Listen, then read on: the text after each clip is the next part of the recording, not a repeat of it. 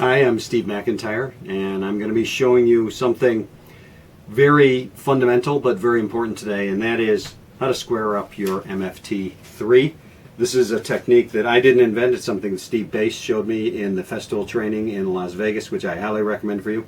But if you don't have a chance to take it, here's the technique. We're going to start first by taking this completely off so that we're working with something that's net square to start with. Okay? And you can see there are two nuts here to release, and we've got this off. Alright? And then we're going to take this and lift it all the way up.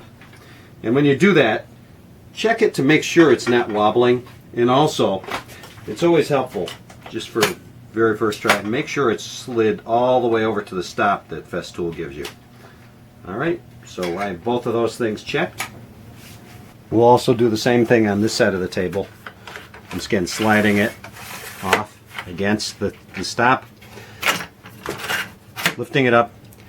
Make sure that these nuts are going to make this nice and tight. You see how this is not moving back and forth? If in fact it is, you may need to tighten one of these nuts up just a little bit. It doesn't take much. You don't need to go crazy with it, but just enough so you get good locking on this. With both of these positioned, we're going to put the guide rail on, and that's pretty simple. Just slide it on. And then the little trick that he taught me is to drop it down onto the other side so that it fits into the tab on the other side, just like what you want it to do when you're working. Once it's on there correctly, then tighten up the back nut. If that's done first, that will hold the guide rail in position so that when you lift it up to adjust the other one, it doesn't come out of square. Alright, now here's the front one. Once again being held in place. Tighten it up.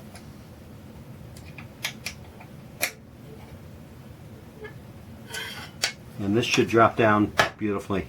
Okay, now let's make the adjustments to this fence. And first, line it up relative to where we want it to be to the saw cut, and then we'll make sure that it's square. So we're going to slide this down. What Steve likes to do is have the alignment right here at the end of the notch in the aluminum with the end of the protractor assembly. Okay, and so we're going to do that and then lock it down. The other thing is, where should this fit side to side? Well, try to make sure that it's somewhere on this first hole. If it's over too far, the guide rail will go down. But if it's over too far and you cut on an angle, your saw blade will cut into that aluminum. Not something you want to do. So instead, we slide it over here. I have it in the middle of the hole, which is where I usually have it. And then tighten it down right here. So now I'm going to check everything to make sure it's tight. This is tight up here. We've got it tightened up down here. For sliding it back and forth, in my case, I have it all the way back on the table, so I have the maximum depth, the maximum width of wood that I can cut. And over on the right-hand side, or the left-hand side as you look at the table, I've got the lockdown mechanism for the fence. Also notice that I've got a couple of these guide stops. Having more than one of these is really fantastic if you're doing some woodworking. You can use these as story sticks, move them along, repeat any cut that you make by using these things. So highly recommend, if you only have one, get one or two more. Really fantastic. So here's the piece that will hold this in place and make sure that this whole fence remains very rigid and very square. So tighten this down, and then what we can do is take the entire fence and we'll slide it back and forth, right? There we go. And make sure it's in here.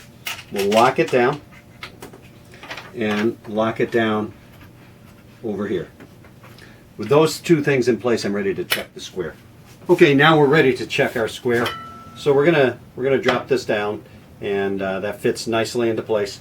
But it's actually too high for us to adjust it. So let's drop down both sides of the fence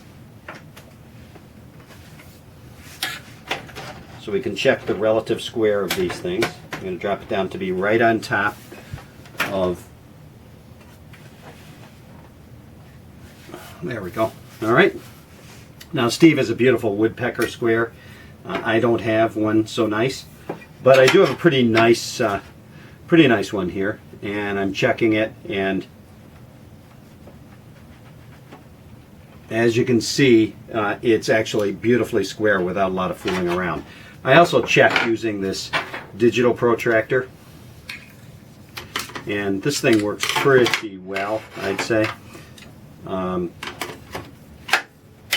And let me just pop it up against this, and it is reading 90.0. Now, of course, you might not be that lucky. So if yours isn't perfectly square, you might need to make some adjustments, and that's what these two screws are for right here.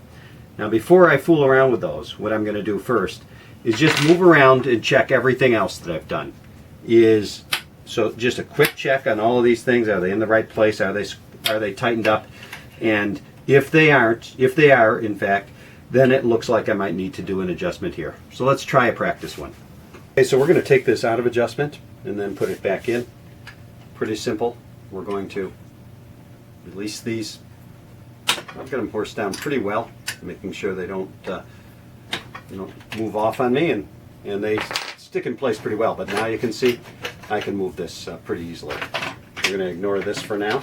Okay, and now what we're going to do is put down the fence again. All right, and make sure that we line up to that.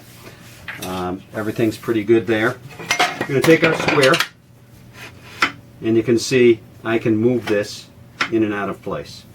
And in order to do that, I'm going to just, that looks like it's pretty good, but you can see I can wiggle it until it's right in place. That's locked into place, right? And so now we can